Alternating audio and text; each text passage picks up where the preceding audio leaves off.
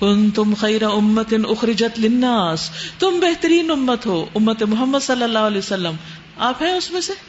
پھر تو ابشر، خوشخبری ہے آپ سب کے لیے کہ بہترین لوگ ہیں آپ. لیکن یہ اعزاز کب ملے گا؟ تأمرون بالمعروف، تم نیکی کا حکم دیتے ہو جب تم نیکی کی طرف بلانے والے ہو. نیکی کی طرف کون بلاتا ہے؟ جو خود نیکی پر عمل بھی کر رہا ہو، جس کو نیکی کا شوق بھی ہو، جسے نیکی سے محبت ہو. جو چیز آپ کو خود پسند نہیں، آپ دوسروں کو اس کی طرف دعوت نہیں دے سکتے. تو یہ کوئی زور زبردستی کا کام یا کسی خاص مصنوعی قسم کی ٹیکنیکل پروفیشنل قسم کی ٹریننگ دے کر لوگوں کو جبرن کسی کام پر کھڑے کرنے کا نام نہیں ہے. یہ تو انسان کے اندر سے آواز اٹھتی ہے کہ تأمرون بالمعروف وتنہون عن المنکر، اور تم برائیوں سے روکتے ہو.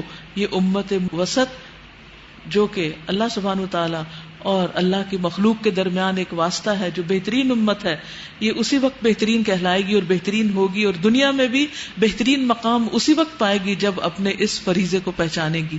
اور یہاں پر آپ دیکھیے فرمایا اخرجت للناس، تم لوگوں کے لیے پیدا کیے گئے ہو. اور ہم صرف اپنی ہی ذات میں کھو کر رہ گئے، صرف خود کو دیکھتے ہیں، اپنے گھر کو، اپنے بچوں کو، اپنے آس پاس کی دنیا کو، جو ہم میں سے ہر ایک نے اپنا ایک کمفرٹ زون بنایا ہوا، صرف اسی تک نگاہ جاتی ہے، اور اس کے باہر دوسرے لوگ کہاں جا رہے ہیں، کس طرف دوڑے جا رہے ہیں اور کن مشکلات کا شکار ہیں، ان کا کوئی غم نہیں. وَتُؤْمِنُونَ بِاللَّهِ، اور تم اللہ پر ایمان لاتے ہو. وَلَوْ آمَنَ أَهْلُ الْكِتَابِ لَكَانَ خَيْرًا لَهُمْ، یہ اہل کتاب ایمان لاتے تو انہی کے حق میں بہتر تھا. اگرچہ ان میں سے کچھ لوگ مومن ہیں لیکن اکثریت ان کی فاسق ہے. اب آپ دیکھیے کہ اہل کتاب کو بھی یہی ذمہ داری دی گئی تھی، لیکن انہوں نے یہ کام نہیں کیا، اس لیے ان سے یہ اعزاز لے لیا گیا.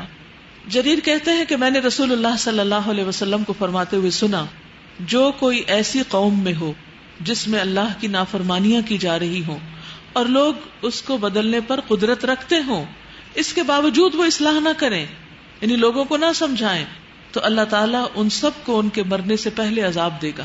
یعنی اگر آپ کے سامنے کوئی برائی ہو رہی ہے اور آپ اس کو روکتے نہیں تو پھر یہ حشر ہے. آپ نے روک دیا، کوئی نہ مانے، وہ اس کی اپنی مرضی ہے. لیکن ایمان کا تقاضا یہ ہے کہ انسان برائی کو روکے. سب سے پہلے تو ہاتھ سے نہیں روک سکتے تو زبان سے نہیں روک سکتے تو دل میں برا جانے، اس پر اپنی ناپسندیدگی کا اظہار کرے، لیکن برے کام پر کبھی راضی نہ ہو.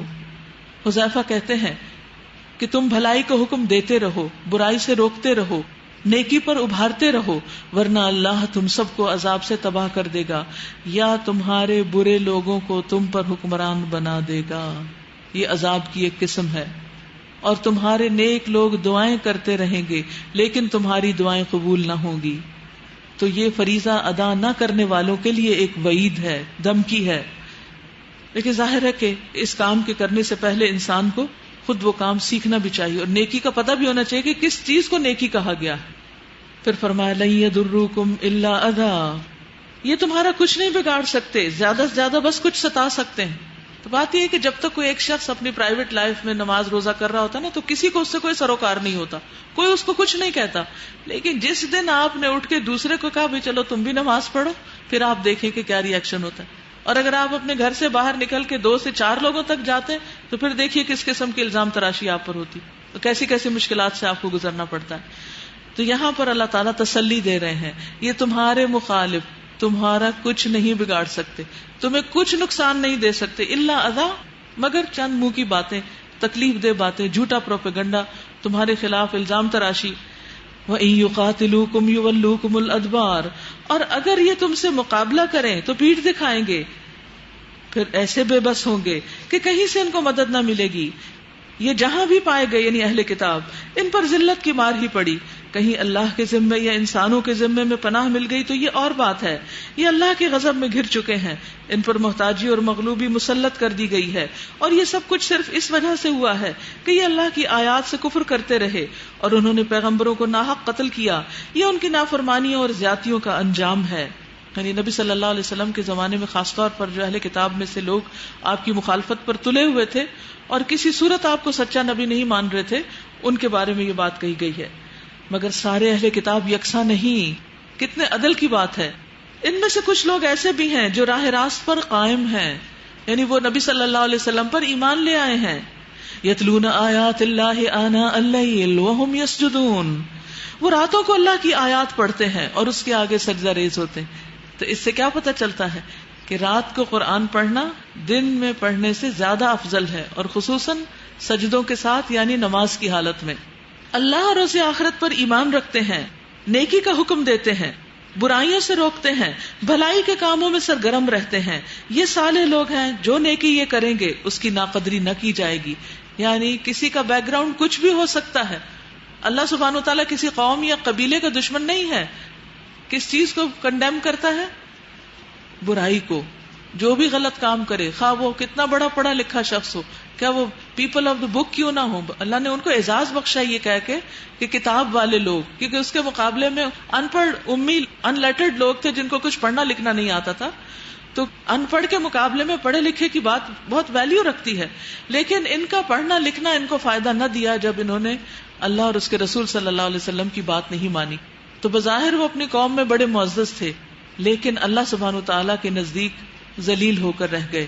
کیونکہ جب کوئی انسان اپنے علم پر عمل نہیں کرتا اور اس علم کے مطابق اس کا ایکشن نہیں ہوتا تو پھر صرف علم فائدہ نہیں دیتا، صرف علم عزت نہیں دیتا.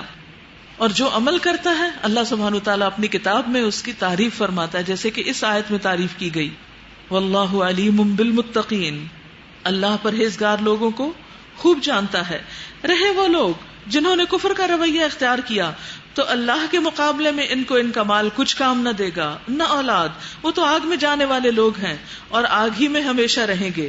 جو کچھ وہ اپنی اس دنیا کی زندگی میں خرچ کر رہے ہیں اس کی مثال اس ہوا کی سی ہے جس میں پالا ہو، اور وہ لوگوں کی کھیتی پر چلے جنہوں نے اپنے اوپر آپ ظلم کیا ہے اور اسے برباد کر کے رکھ دے.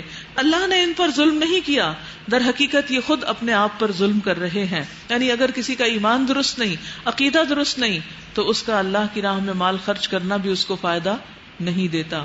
اس لیے یہ لوگ چیریٹی کے جتنے بھی بڑے پروگرام بنا لیں اور ملینز بھی اس میں خرچ کر دیں تو اللہ سبحانہ وتعالیٰ کے نزدیک اس کی کوئی وقت نہیں، کیونکہ اللہ تعالیٰ صرف ظاہری اعمال کو نہیں دیکھتا بلکہ وہ دلوں کو دیکھتا ہے. یوم لا ينفع مال ولا بنون الا من اتى اللہ بقلب سلیم. تو قلب سلیم چاہیے جس میں اللہ پر ایمان اور اس ایمان کے جتنے بھی تقاضے ہیں وہ پورے ہوتے ہوں. پھر فرمایا یا ایھا الذین آمنوا لا تتخذوا بطانۃ من دونکم لا یألونکم خبالا. اے لوگو جو ایمان لائے ہو، اپنے گروہ کے علاوہ دوسروں کو اپنا رازدار نہ بناؤ. وہ خرابی کے کسی موقع سے فائدہ اٹھانے میں نہیں چوکتے. تمہیں جس چیز سے نقصان پہنچے وہی ان کو محبوب ہے. ان کے دل کا بغض ان کے منہ سے نکلا پڑتا ہے، اور جو کچھ وہ اپنے سینوں میں چھپائے ہوئے ہیں وہ اس سے شدید تر ہے. ہم نے تمہیں صاف صاف ہدایات دے دی ہیں، اگر تم عقل رکھتے ہو تو ان سے تعلق رکھنے میں احتیاط برتو گے. تم ان سے محبت رکھتے ہو مگر وہ تم سے محبت نہیں رکھتے، حالانکہ تم کتب آسمانی کو مانتے ہو. جب وہ تم سے ملتے ہیں تو کہتے ہیں کہ ہم نے بھی تمہارے رسول اور تمہاری کتاب کو مان لیا، مگر جب جدا ہوتے ہیں تو تمہارے خلاف ان کے غیظ و غضب کا یہ حال ہوتا ہے کہ اپنی انگلیاں چبانے لگتے ہیں. ان سے کہہ دو اپنے غصے میں آپ جل مرو، اللہ دلوں کے چھپے ہوئے راز تک جانتا ہے. تمہارا بھلا ہوتا ہے تو ان کو برا معلوم ہوتا ہے، تم پر کوئی مصیبت آتی ہے تو یہ خوش ہوتے ہیں، مگر ان کی کوئی تدبیر تمہارے خلاف کارگر نہیں ہو سکتی، بشرطے کہ تم صبر سے کام لو اور اللہ سے ڈر کر کام کرتے رہو. یعنی جب انسان اپنی محبوب ترین چیزیں اللہ کے راستے میں قربان کرتے ہوئے اللہ کے احکامات پر عمل کرتا ہے اور پھر توقع یہ رکھتا ہے کہ میں تو اللہ کی راہ پہ چل رہا ہوں، تو کیا ہونا چاہیے؟ پھول بچنے چاہیے میرے راستے میں، اتنا بڑا کام کر رہا ہوں. لیکن ظاہری حقائق اس سے بالکل مختلف ہوتے ہیں. تو ایسی صورت میں پھر انسان گھبرا اٹھتا ہے. لیکن انسان کو کبھی بھی ظاہریت پر نہیں جانا چاہیے کہ اگر ظاہر میں کچھ مشکل آ رہی تو اللہ تعالیٰ ناراض ہے مجھ سے، ہرگز نہیں. اگر آپ صحیح ایمان کے ساتھ، سچے دل کے ساتھ، اخلاص کے ساتھ، تفرقہ بازی چھوڑ کر القلب متوجہ اللہ کی حالت میں اللہ کے دین کی خدمت کرتے ہیں تو اللہ سبحانہ وتعالیٰ لازماً آپ کی قدردانی کرتا ہے. لیکن پھر وہ راستے میں مشکلات کیوں ڈالتا ہے؟ آپ کو صاف کرنے کے لیے. آپ یقین کیجئے کہ ہر مشکل میں فائدہ ہے. بعض اوقات انسان ایک چیز میں الجھا ہوتا ہے اور اس کا کوئی حل اس کو مل نہیں رہا ہوتا، حالانکہ اس کو الجھنے کی بھی ضرورت نہیں، اس کو چھوڑ دینا ہی اس کا حل ہے، لیکن انسان اس کو نہیں چھوڑ پاتا. اتنے میں اچانک کوئی ایسی چیز آ کے لگتی ہے کہ وہ شوق جو لگتا ہے، وہ جو کرنٹ لگتا ہے، وہ اس کو وہ الجھاؤ بلا دیتا ہے اور اس کو یاد نہیں رہتا کہ میں کس پیچ و خم میں مبتلا تھا. وہ ساری سوچیں ایک طرف رہ جاتی اور آپ کو ایک نیا وینیو کھل جاتا ہے کہ نئی روشنی نظر آتی. جیسے سورج پھٹ کر نکلتا ہے تو ایک نیا دن طلوع ہو جاتا ہے، حالانکہ اس سے پہلے اندھیرے میں آپ کو کچھ دکھائی نہیں دے رہا تھا. تو دل پر بھی اسی طرح غموں کا اندھیرا آتا ہے. بعض اپنی بری عادتوں سے آپ نجات چاہتے ہیں اور اس کے لیے تدبیریں کرتے رہتے لیکن کوئی تدبیر کام نہیں آتی، کوئی ٹپس کام نہیں آتی، کوئی طریقے کام نہیں آتے کہ یکا یک اللہ تعالیٰ آپ کو ایسے شوق سے گزارتا ہے کہ آپ کے اوپر بہت سی چیزیں روشن ہو کر آ جاتی ہیں سامنے. تو اس لیے کبھی بھی اچھا کام کرنے کے بعد اگر آپ کو دنیا میں انسٹنٹ ریوارڈ نہیں ملا تو یہ نہ سوچیں کہ اس کام کا فائدہ نہیں، چلو پیچھے مڑتے ہیں، واپس چلتے ہیں، جیسے منافقین کا طرز عمل تھا.